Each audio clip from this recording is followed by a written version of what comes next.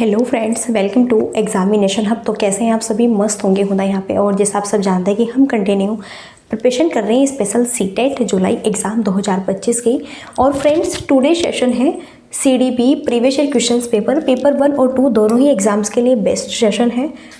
Part यहाँ पे 17 है। इससे पहले मैंने 16 पार्ट्स कंप्लीट करा दिए हैं।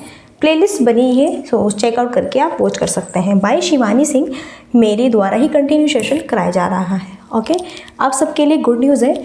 अगर आपको बिल्कुल फ्री में पीडीएफ चाहिए, देन आपको क्या करना है, ये हमारा व्हाट्सएप नंबर है 7505890761। यहाँ पर आपको सारी पीडीएफ प्रोवाइड हो जाएगी।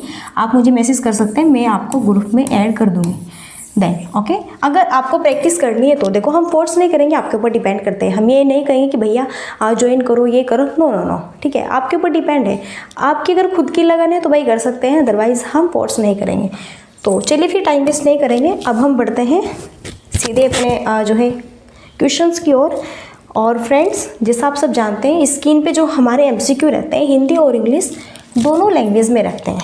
ओके, सो यहाँ पे देखो, फर्स्ट क्वेश्चन है, निम्न में से कौन सा नियम यह सुझाव देता है कि शरीर के विभिन्न अंग विकास के विभिन्न चरणों में भिन्न भिन्न दरों से विकसित होते हैं? विकास एक आयामी होता है, विकास एक असतत प्रक्रिया है, विकास एक दिशीय होता है, विकास की दिशा अधोगामी एवं शीर्षगामी है। तो इनमें से कौन सा नियम यह सुझाव देता है कि शरीर के विभिन्न अंग विकास के विभिन्न चरणों में भिन्न भिन्न दरों से होते हैं?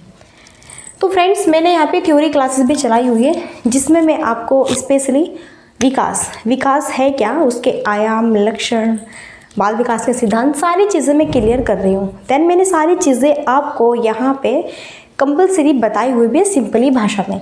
तो मैंने आपको बताया हुआ है, अगर हम थोड़ी सी विकास की डेफिनेशन समझें तो विकास जो होता है आपका एक बहुआयामी होता है।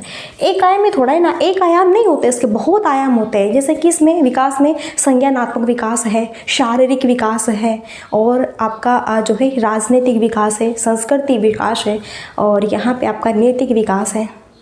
ओके, इसके अंतर्गत बहुत सारे विकास आते हैं, संवेगिक विकास है, बहुत सारे हैं।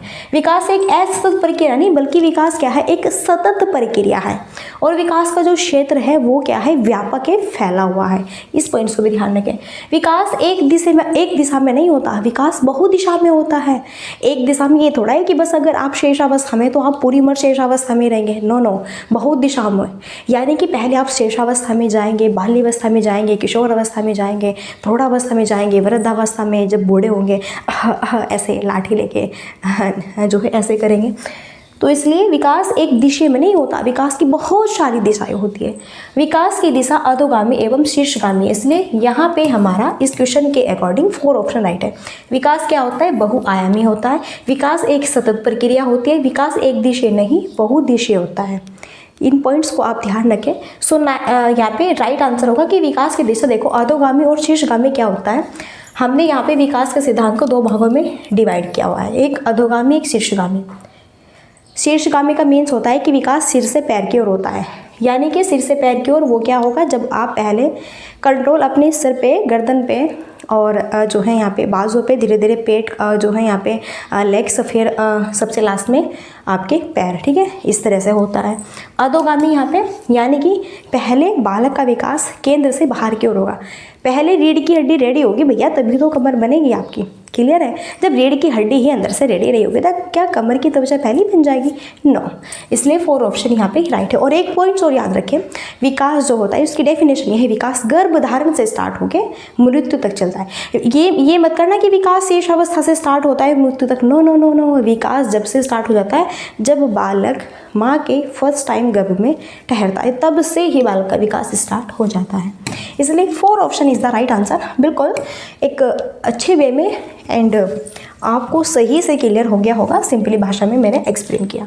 नेक्स्ट है, निम्न में से कौन सा कथन सही है? कौन सा कथन सही है? क्या बच्चों का विकास एक सामाजिक सांस्कृतिक परिप्रेक्ष्य में होता है?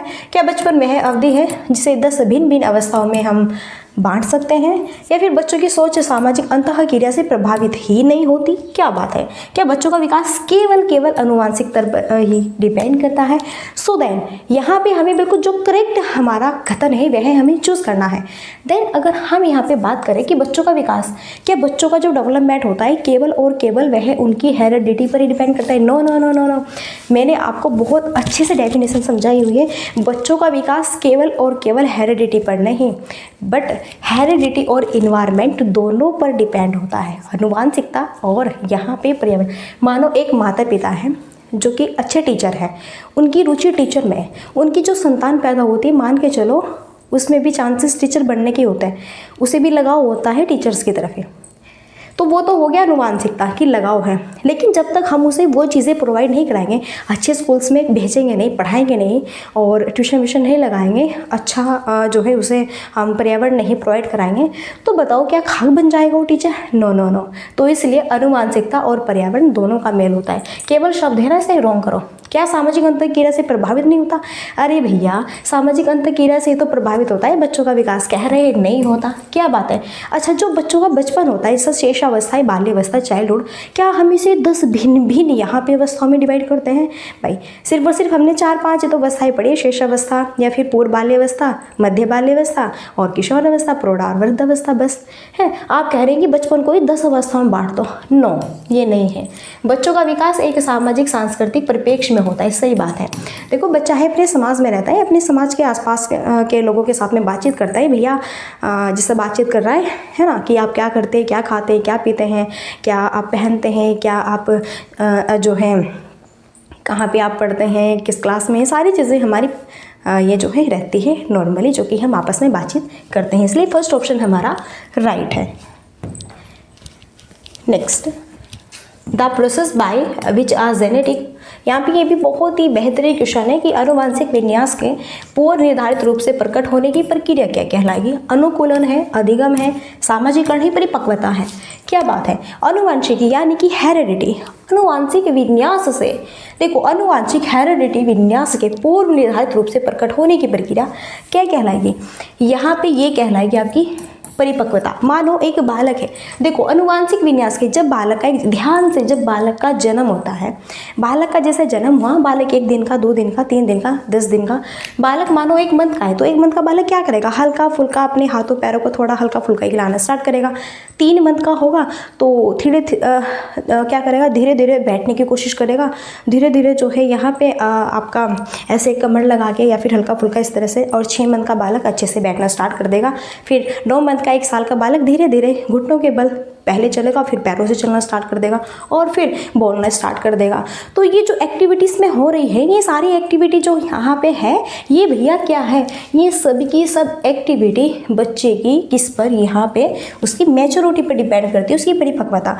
ये क्या है? ये नहीं कि इसे कोई और सिखा रहा है, ये ऐसा नहीं है कि इसे सिखा रहा है कोई या फिर इसे कोई अभ्यास करा, ऐसा कुछ नहीं है। जैसे जैसे बच्चे की मांसपेशियों पर खुद कंट्रोल करना स्टार्ट होता है, जैसे जैसे बच्चा बड़ा होता है, धीरे धीरे आगे की ओर बढ़ता है, तो खुद वह मैच्योर हो जाता है, परिपक्व अपने जो है कि अब इसने बैठना सीख लिया, अब इतना मैच्योर हुआ कि इसने खड़ा होना सीख लिया, चलना सीख लिया, आगे इतना मैच्योर हुआ कि दौड़ना भी सीख लिया, आगे इतना मैच्योर हुआ स्कूल जाना भी सीख लिया, है ना, फिर आगे इतना मैच्योर हुआ कि शादी भी हो गई।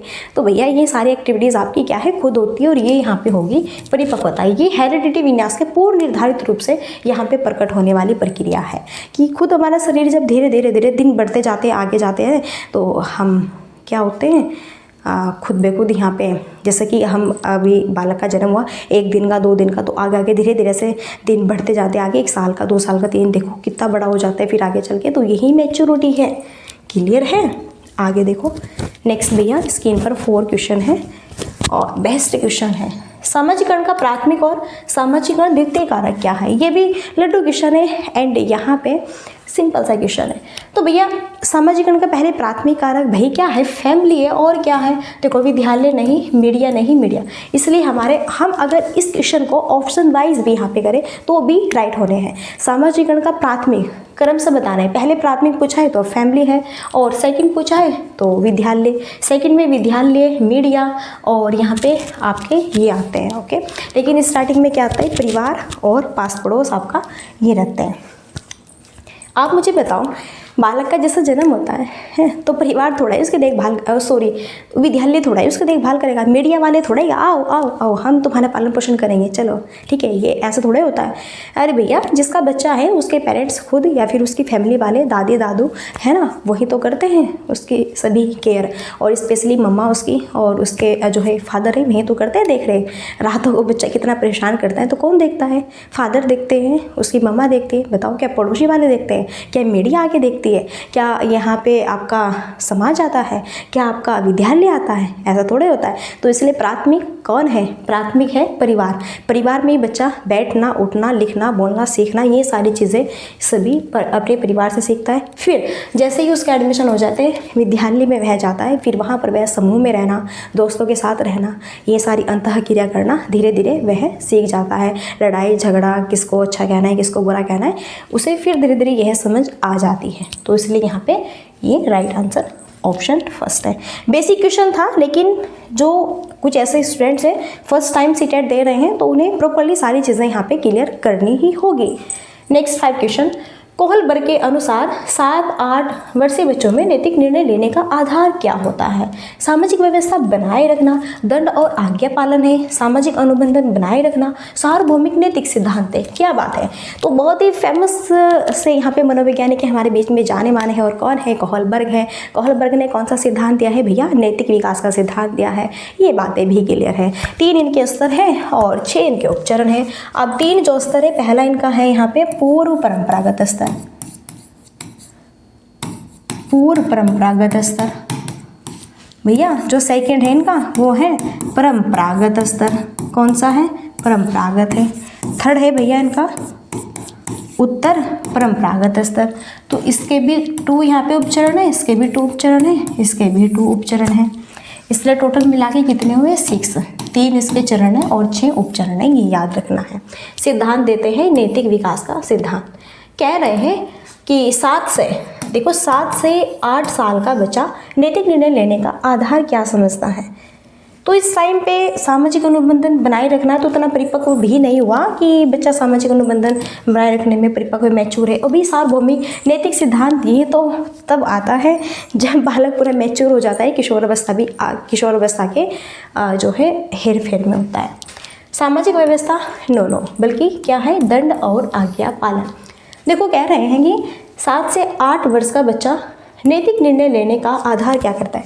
मानो घर पे लड्डू रखे हुए हैं, क्या रखे हुए हैं, घर पे लड्डू रखे हुए हैं, और क्या होता है कि मम्मा ने दिया है, चलो 1 दिया है फिर 2 दिया कि खा लो, लेकिन हमारा तो और मन करता है, फिर मम्मा रख देती है उसे ऊपर या तो किसी बॉक्स में अलमारी में इस तरह से रख देती है, तो हम देख लेते हैं। फिर क्या होता है कि मम्मा जैसे कहीं बाहर को जाती है ना, सो जाती है, तो हम क्या सोचते हैं, चलो भैया लड्डू खाते हैं, मम्मा तो गई गायब हो गई, बाहर गई या फिर सो गई, चलो आराम से जाएगा और खिड़की बंद करेगा, जहाँ पे भी रखे हुए जिसने देखा हुआ है ओके, और उठाएगा और खाएगा चपाचप, है ना। तो उसे जो है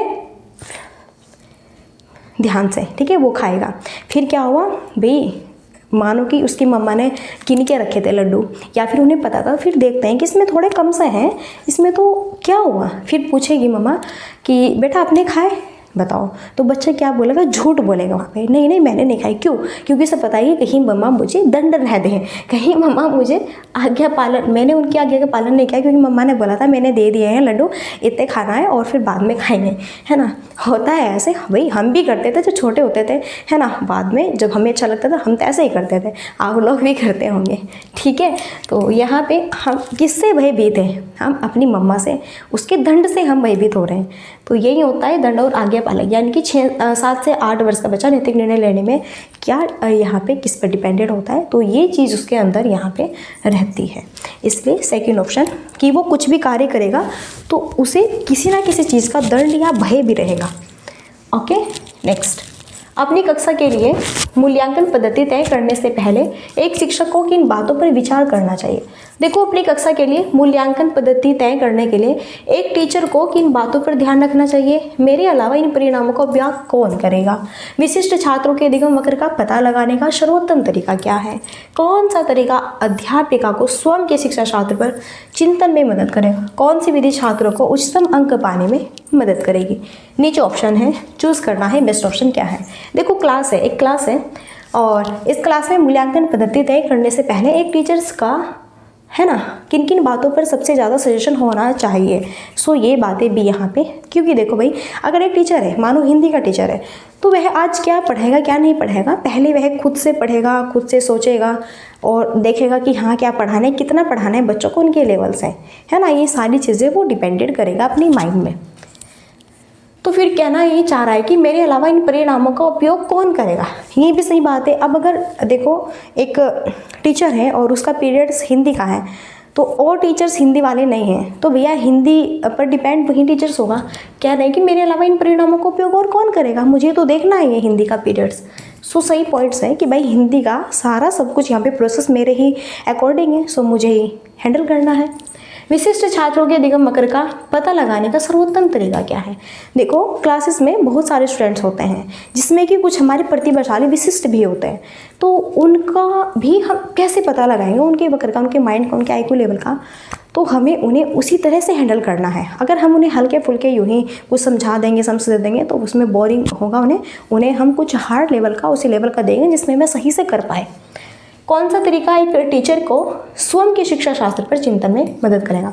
अब टीचर जब खुद कुछ पढ़ाएगा, पहले उस पर चिंतन क्रिएट करेगा कि नहीं, कि बस ऐसे ही आया कि सो के उठा टीचर्स और आया यहाँ पे घर से, है ना, स्कूल्स में आए और बस कुछ चिंतन किया नहीं किया, कुछ पता नहीं क्या पढ़ाने क्या नहीं, ऐसे ही क्लास में आ गए और चलो भाई ओपन करो हिंदी की क्लास, चलो ये पढ़ेंगे वो पढ़ेंगे। ऐसा थोड़ा ही होता है, पहले से ही चिंतन क्रिएट करना होता है मन में, क्या पढ़ाना है क्या नहीं और किस माध्यम से। लेकिन कौन सी विधि छात्रों को सम अंक पाने में हेल्प करेगी, ये विधि बेस्ट नहीं है। यहाँ पर सिर्फ और सिर्फ ये चीज़ें रखी जा रही है कि यह कितने मार्क्स ला सकता है बच्चा, बस उस पर डिपेंड होना, जबकि ऊपर सारी चीज़ें यहाँ पर सीखने की ओर डिपेंडेड है। इसलिए फर्स्ट, सेकेंड और थर्ड ऑप्शन राइट है। फर्स्ट, सेकेंड और थर्ड यहाँ पे ये होगा, है ना, फर्स्ट, सेकंड और थर्ड, फर्स्ट ऑप्शन राइट है।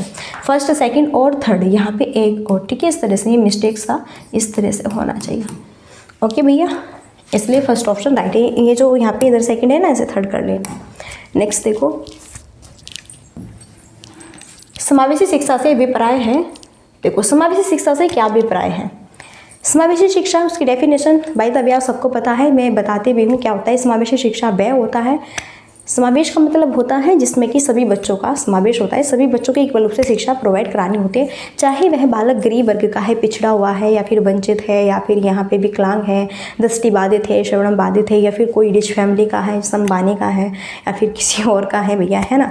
तो ऐसा थोड़ा ही होता है कि ये अंबानी का है तो उसे अलग स्कूल्स में ही पढ़ाएंगे, या फिर ये गरीब का है उसे अलग स्कूल में पढ़ाएंगे, अलग टीचर्स पढ़ाएंगे, या फिर ये अमीर बच्चे हैं इन्हें हम अलग पढ़ाएंगे, या फिर किसी की भाषा हिंदी है, किसी की मातृभाषा इंग्लिश है, उर्दू है, फारसी है, तो उसी के अकॉर्डिंग सभी बच्चों का समावेश जिसमें एक ही स्कूल्स में और एक ही क्लास में होता है, वही होता है समावेश शिक्षा।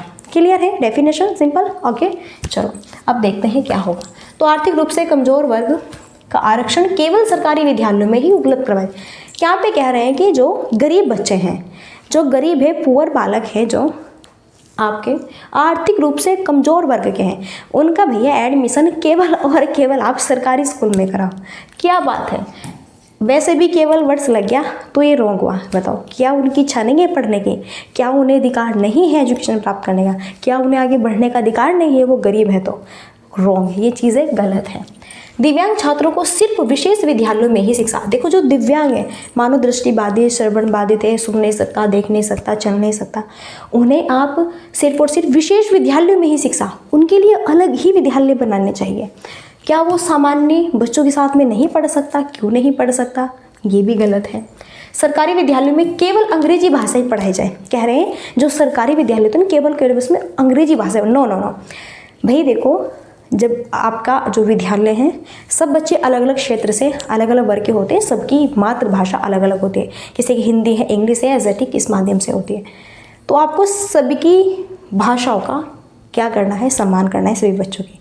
तो ये नहीं कि अगर आप, ठीक है, विद्यालय में केवल और केवल इंग्लिश या फिर हिंदी या फिर उर्दू फारसी ही पढ़ाएंगे, तो ये भी चीज़ गलत है। जबकि योग्यताओं से परे होकर सभी बच्चों को गुणवत्ता शिक्षा उपलब्ध करवाई जाए। बिल्कुल 4 ऑप्शन राइट है। कह रहे हैं समावेशी शिक्षा का मीन सही होता है कि योग्यताओं से परे होकर, यानी कि ये चीज़ नहीं देखना है कौन गरीब है कौन अमीर है, किसकी मातृभाषा हिंदी है उर्दू है फारसी है फलाना है ढिमकाना है ये वो ऐसे वैसे विकलांग है ये, है ना। जबकि सभी बच्चों को गुणवत्ता शिक्षा उपलब्ध कराए, सबको समान रूप से। और आपका सबसे मेन जो अधिकार है वो ये है सभी बालकों का डेवलपमेंट करना, विकास करना। ओके राइट है ना। सो क्लैपिंग होनी चाहिए इसी बात पर।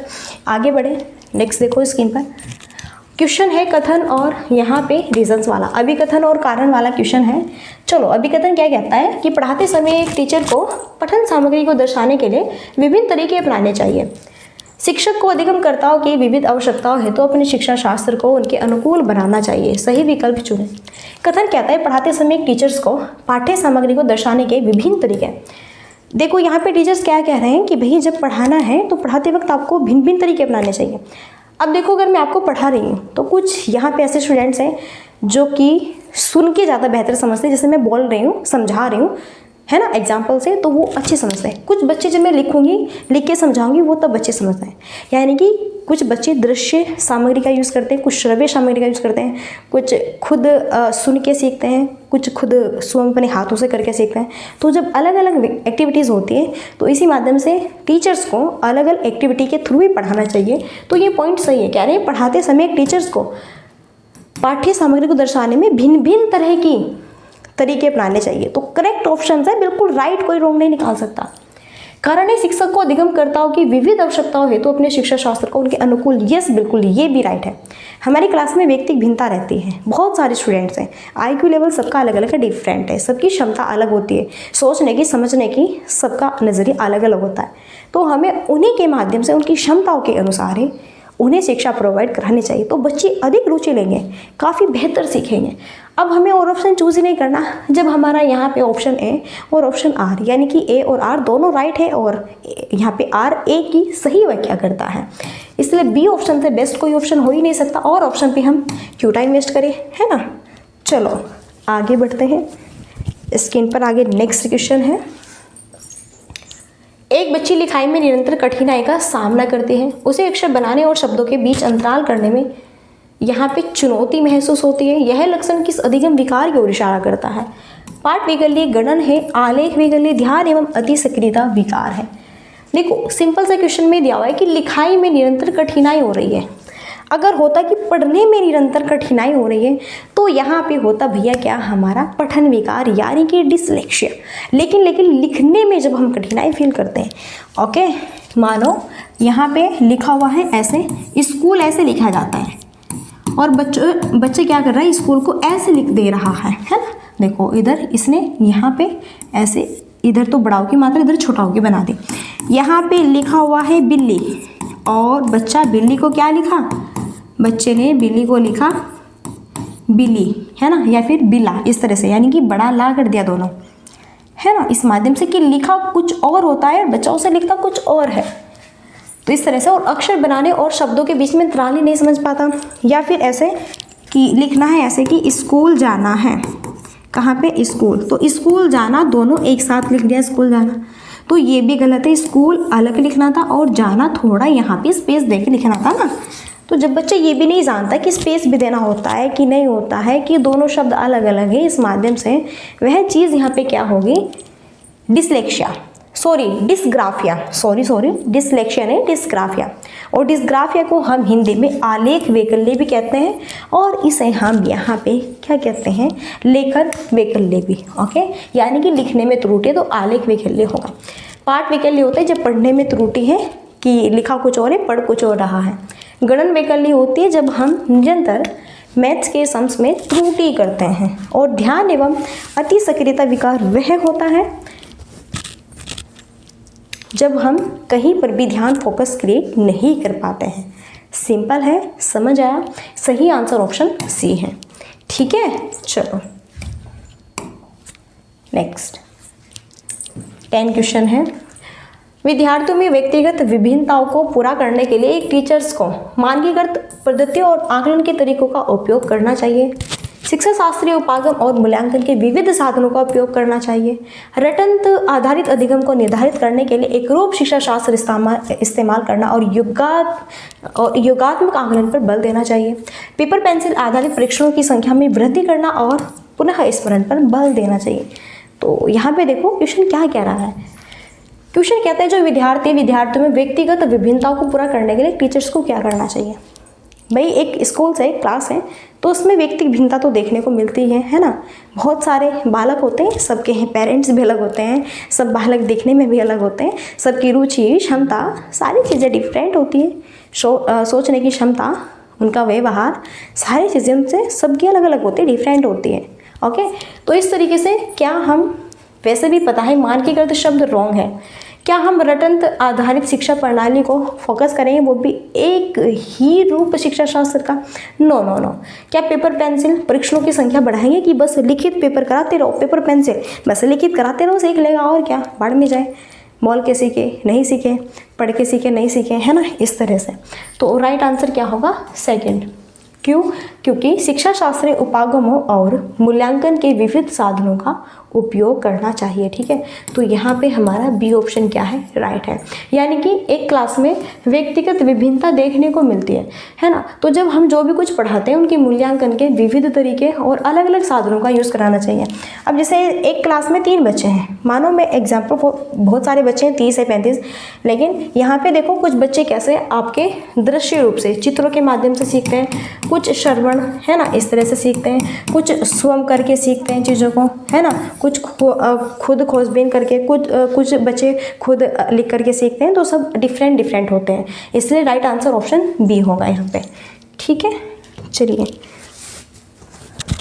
आगे देखो नेक्स्ट, और स्क्रीन पर नेक्स्ट 11 क्वेश्चन है कि निम्न में से कौन सा सृजनात्मकता का अनिवार्य लक्षण है? अपसारी चिंतन, अध्ययनशीलता है, सोच में केंद्रीकरण है, अभिसारी चिंतन है। तो इनमें से कौन सा सृजनात्मकता का अनिवार्य लक्षण है? सृजनात्मकता, क्रिएटिविटी, थिंकिंग। देखो सृजनात्मकता हम किसे कहते हैं, आपको बताइए। सृजनात्मकता का मतलब होता है जब बच्चा अलग अलग माध्यम से चीज़ों को समझ सकता है, सोच सकता है। ऐसे फॉर एग्जांपल मैं आपसे पूछूं कि अभी जो कि प्रेजेंट टाइम में भारत के जो प्रधानमंत्री वर्तमान में नरेंद्र मोदी जी, उनके बारे में आपको विस्तार से संक्षेप में बताना है, उनके गुण, उनकी हानि, है ना, उनमें क्या क्या क्वालिटीज़ है एंड क्या क्या उनके दोष हैं, है ना। तो सारी चीज़ें आप बताएंगे तो भैया कुछ उनके बारे में अलग अलग ही सोच विचार रखेंगे। अगर मानो कि एक पंक्ति में 10 बच्चे हैं ना, और मैंने 10 बच्चों को यह क्वेश्चन दिया कि बताना है जो पीएम है यहाँ पे, हमारे प्राइम मिनिस्टर है मोदी जी, उनके बारे में आप क्या कहना चाहते हैं, तो भैया सब बच्चों का ना अलग अलग होगा नज़रिया, सोचने का, समझने का, तर्क वितर्क, चिंतन, विचार विमर्श करने का, सबका डिफरेंट होगा।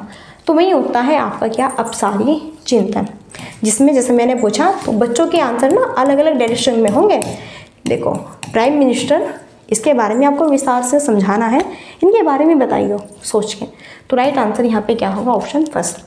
अभिसारी चिंतन होता है एक अपसारी, है ना। अभिसारी चिंतन ये होता है, जैसे मैंने क्वेश्चन किया कि वर्तमान में भारत के प्रधानमंत्री कौन है, बस तो इसका एक ही तो आंसर रहेगा भाई, कौन है यहाँ पे प्राइम मिनिस्टर वर्तमान में, बताओ। नरेंद्र मोदी तो है।